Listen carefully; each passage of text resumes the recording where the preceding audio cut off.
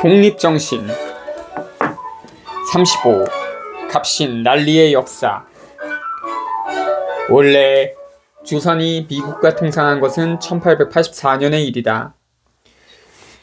1. 미국과 통상한 것은 조미수호 통상조약은 미국의 슈펠트, 로버트 W. 스펠트 제독이 1882년 5월 22일에 조선에 들어와서 조선의 대표인 신헌과 맺은 서양과의 최초의 조약이다. 이 나라는 처음부터 대한의 독립과 개화진보에 특별히 관계가 가깝기 때문에 우리가 특별히 알고자 하는 것이다. 이 해에 미국의 특명 대신 슈펠트, 로버트 W. 슈펠트가 미국을 지나 대한의 경성에 들어왔다. 전에 강하에 들어올 때 전국이 소동을 피우며 나서서 막던 바로 그 어기에 이전에 왔던 배를 타고 편안히 상륙하여 느긋하게 도성에 들어와서 통상조약을 맺고 공사관을 설치하여 미국 정부를 대표하는 국기가 한양 성내에 휘날리게 됐다. 그러자 미국은 자기 백성이 조선지방에서 수차 살해당한 일에 대해 원망하고 미워하는 마음을 버리고 새로이 교분을 두텁게 하려고 하여 조선의 독립을 완전하게 하는 문제에는 적극 협조하고 나섰다. 조선 정부에서는 서양인이 들어오면 곧 그들이 우리나라를 생으로 삼키려고 하는 줄로 알았으나 그런 모든 의심을 하루아침에 다 깨뜨리고 지금까지 교제를 유지해오고 있는데, 물론 그 중에는 탐심을 품고 흔단을 엿보는 나라도 없지 않으나 아직까지 나라를 부지해오고 있는 것은 다 조선과 교제하는 외국들이 상호 견제하는 관계에 있기 때문에 그렇게 된 것이다. 만일 지금까지 통상이 되지 않았더라면 어떤 강한 나라가 무슨 욕심을 부렸을는지 알 수 없을 것이니 오늘날 이 뜻을 깨닫고 보면 전에 까닭도 없이 남을 의심하던 것이 어찌 어리석은 일이 아니겠는가. 이때 민혁이니 귀척은 임금의 진적의 자질 11인을 데리고 태평양을 건너 미국에 가서 석 달 동안을 유람하고 대서양을 건너 구라파주를 지나 한양으로 돌아왔는데, 조선 사람의 안목으로 서양 각국을 구경한 것도 이때가 처음이고 한인의 발자취로 온 지구를 한 바퀴 돌아다니는 것도 이때가 처음이다. 그러니 그 흉금 가슴속이 얼마나 상쾌하였을 것이며 그 견문이 얼마나 넓게 트였을지는 당연히 짐작하기 어려울 것이다. 하물며 미국에서는 전에 자기네 백성을 무고하게 살해하고 상통하기를 죽기로써 막던 것에 대한 혐의를 버리고 도리어 조선에서 처음으로 오는 손님이라고 하여 독립평등국의 상등 손님으로 극진히 대접하고 머물 동안 전후의 모든 경비를 미국이 다 부담해주고 다만 새로이 깨달아서 각국과 통상하려고 하는 본래의 뜻만 신기하게 여기어 상하 관민들이 정답게 권면해줬다. 진실로 목석이 아닌 자라면 그런 세상을 구경하고 그런 인정을 살핀 후에 감동하는 새 의사가 어찌 없겠는가. 그 일로 인하여 혁신할 생각을 가득히 품고 한마음으로 혁신을 추진하기로 작정하고 본국에 돌아와서 세상 형편을 듣고 본 대로 자세히 위에 보고하고 개화를 추진함에 있어서 긴급한 사무들을 차차 시도해보려고 하였다. 그런데 이때 모든 귀척들은 개화를 싫어하고 청나라 사람들에게 의지하는 것을 상책으로 알고 그런 의견을 여전히 고수하니 그런 생각을 갑자기 깨치기가 어려웠다.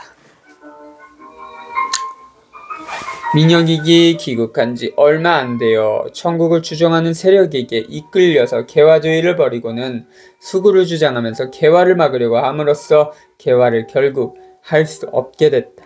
그러자 개화파 인사들 중에 몇 사람이 천국을 추종하는 당파를 몰아내기로 은밀히 작정하고 서로 기회를 기다렸는데, 마침 전보국, 우정국을 새로 세우고 연회를 열어 낙성식을 할 때 거행하기로 한 미리 약속을 해놓고 대소관원들이 모였을 때 불을 질러서 소동을 일으키고 민혁이를 칼로 쳐서 귀를 상하게 했다. 개화파들은 곧바로 대궐에 들어가서 급히 임금에게 화산 재앙이 일어나는 빌미 이 박두했다고 아뢰고 일본 수비명을 정해 와서 궁성을 호위하도록 하였다. 원래 일본 군사들과는 미리 연락이 있었던지 그들은 막중한 대궐문을 무단히 돌입하여 철통같이 에워싸고 완고한 수급파 대신들을 어명으로 불러들여서 그들이 들어온 대로 대궐문에서 죽였다.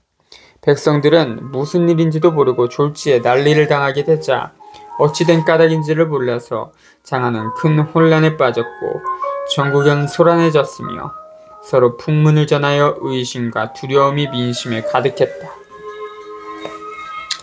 계하파들의 압력에 굴복하여 정치와 풍속을 바꾸고 변혁에 힘쓰겠다는 고종 황제의 치교는 임금이 몽사타이라는 말씀을 적은 보고민 치규를 내려서 그것을 막 반포하려고 할 즈음에 완고한 수급파들은 원세계에게 이 소식을 전했다. 원세계가 전국 군사 3,000명을 거느리고 궁궐을 에워싸고 일본 군사들을 들이치자 궁궐 안팎에서 양편이 서로 맞아 싸워 적지 않은 인명이 상하였다.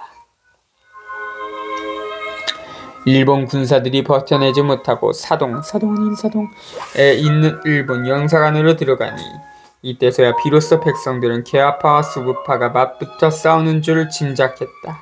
백성들은 계화가 무엇인지 모르는 중에 의심이 가득하여 역당이 일본과 부동은 그런 일을 하여 몇 사람이 결탁함하여 나라를 도모하려는 줄로 여기고 있었는데 천하에서 제일 강하고 높은 대국 청국이 막아서 보호해주는 증거가 드러나자 한편으로는 분한 마음이 치밀어 올랐지만 또한 뒤가 든든하다는 생각에서 없던 기운도 생기자 장한 사람들은 일시에 들고 일어나서 군기설을 깨뜨리고 무기를 끌어내서 길목마다 지키면서 사대문을 닫고 일본인들을 살해하였는데 사동에서 있는 일본 영사관을 에워싸고 진곡에 지금의 충무를 때로 쳐들어가서 심히 잔혹한 일을 많이 저질렀다.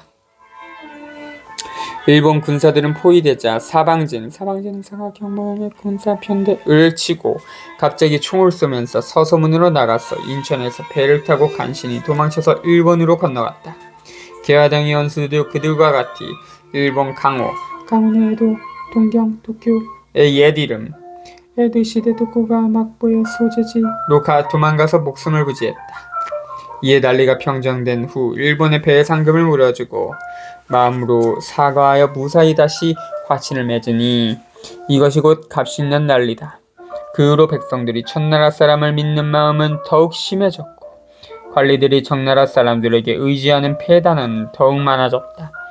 만일 청나라가 아니었다면 큰일을 당했을 줄로 아는 생각을 깨칠 수 없게 되자 우리 관리들과 우리 백성들끼리 따로 일을 하여 독립, 자유할 생각은 하지 못하고 이리저리 의지하여 남의 보호만 받으려고 하였기 때문에 백성의 원기가 줄어들고 날마다 잔약해졌어. 오늘날에 이르러는 스스로 설 수 없게 됐는데 이는 다 이때부터 시작된 것이다. 갑신년 난리 1884년 각신정변 이 정변의 결과 조선과 일본이 맺은 조약이 한성조약이다.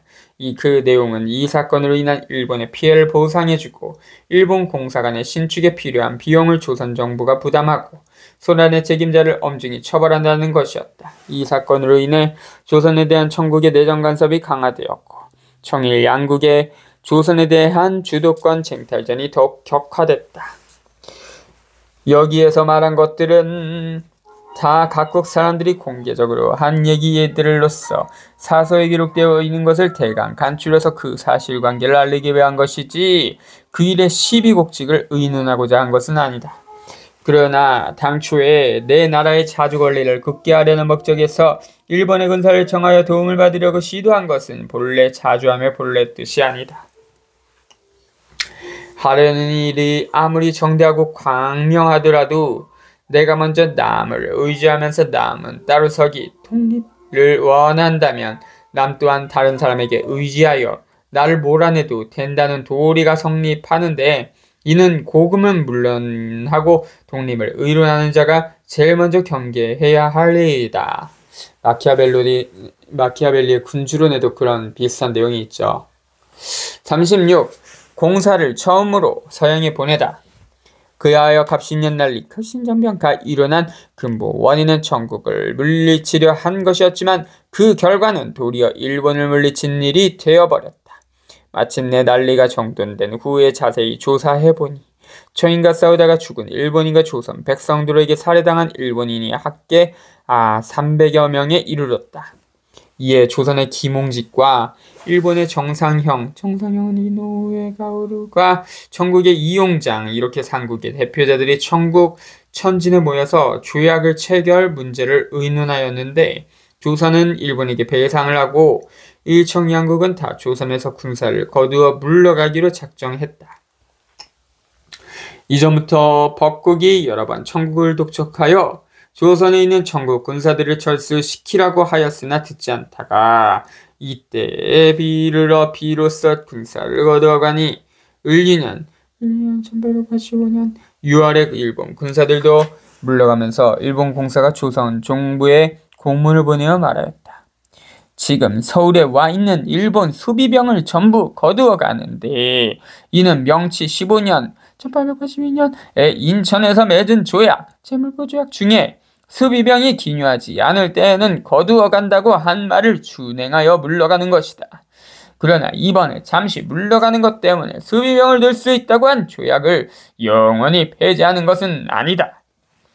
이후 1885년에 영국 군함이 조선의 검은도를 점령하자 우리 정부에서 무수히 따져 물었고 알아서 또한 영국에 질문을 하였는데 영국이 대답하기를 아라사에서 조선의 요회처는 군사 전역상 중요한 것을 항상 엿보기 때문에 우리가 먼저 착수한 것이라고 하였다. 이에 아라사가 대답하기를 조선 땅은 조금이라도 점령하지 않겠노라고 하자 영국이 비로소 1887년에 검은도에 세운 영국 깃발을 떼어가지고 물러갔는데 이 일은 대한의 국권과 강토를 보존하는 문제와 대단히 긴장은 긴밀하고 절실한 한 관계가 있는 것이다. 영국과 아라사의 양국이 서로 승강이를 벌여 누구든지 하나가 먼저 침범하지 못하게 되었으므로 각국 또한 그 내막을 알고 감히 다른 생각을 하지 못할 것이니 이런 중에서 대한이 먼저 깨닫고 누구에게든지 한편으로 치우치지 말고 공평하게 대접하면서 지 일을 지대로 하여 갈 수 있었다면 끝내 타국이 감히 엿보지 못하게 되었을 것이다.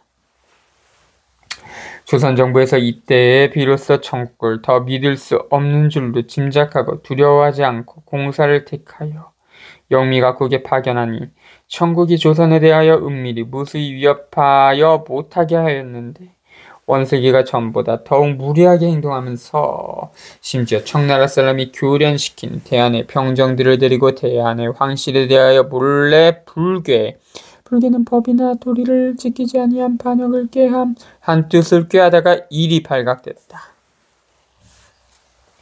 이 일 때문에 대한 정부에서 청나라 사람을 믿던 마음이 차차 적어지면서 도리어 의심을 품고 그들이 은밀히 위협하는 것은 크게 두려워할 것이 없는 줄을 알고 청국을 거절할 의사가 은근히 자라서 1888년에 미국의 주차는 관리가 직무상 외국 어느 곳에 머무할 공사를 파견하여 대한정부를 대표하여 그 서울, 워싱턴에 공사관을 설치하고 대한의 국기를 처음으로 드러내자 각국이 서로 대등한 예로서 대접해 주어 세계 문명국들과 만국과의 교제에 있어서 동등한 권리를 얻었는데 각국은 이날을 조선 독립을 세계에 반포한 날로 간주했다. 우리나라의 시민된 자라면 이 역사를 영원토록 기념하지 않을 수 없거니와 이 일을 성사시키기 위하여 우리 대한 사람들이 얼마나 힘들고 어려운 노력을 하였는지 또한 생각하지 않을 수 없도다. 당초에 우리나라에서 서양 각국으로 공사를 보내려고 하자 청국에서 말하기를 조선은 우리의 속국이니 공사를 타국들과 서로 교환할 수 없다. 각국이 보내는 공사는 이미 받았으나 타국에 주차할 공사를 보내는 것은 청국을 배척하는 것이니 결단코 해서는 아니 될 것이다. 우리가 조선 대신에 교섭하겠다고 하였다. 이때에도 조선의 관리들 중에는 독립이란 게 무엇인지, 공사를 보내는 것이 어떠한 의미를 갖고 있는지를 알지 못하여 다만 청나라 사람의 말을 옳다고만 하였으니 모두가 청나라 사람의 충노는 충성스러운 충복들이었다. 이런 중에 몇몇 사람의 손으로 안팎으로 이를 주선해 놓고 불시에 떠나서 미국으로 향해 가니 전국에서는 기왕의 각국에 대하여 공개적으로 발표해 놓은 말이 있으므로 드러나게 막을 권리가 없었다. 이용장이 미리 미국에 있는 청국 공사에게 신칙은 단단히 달러 경계하여 이르기를 대한의 공사가 가는 것을 맞이하여 이를 다 잘 주선해주는 모양새로 대신 주관하여 그가 스스로 우리 속국인의 대접을 받도록 하라고 지시했다. 그리고 한편으로 원세계는 대한 정부에게도 이러한 뜻을 대한의 공사에게 신칙하도록 하라고 지시했다. 대한의 공사가 미국에 도착하자 청나라 사람이 지시받은 대로 미리 준비하여 그 지위를 받도록 하려고 했으나 대한의 공사가 다 듣지 아니하고 미국 정부에 대하여 직접 국사를 올리고 청국 공사와 더불어 대등한 권리를 행사하려고 다투자 청국은 다 칭찬하여 마지 않았으나 청국은 더욱 분하게 여기면서 은밀히 위협하기를 전보다 더욱 심하게 하였다. 18.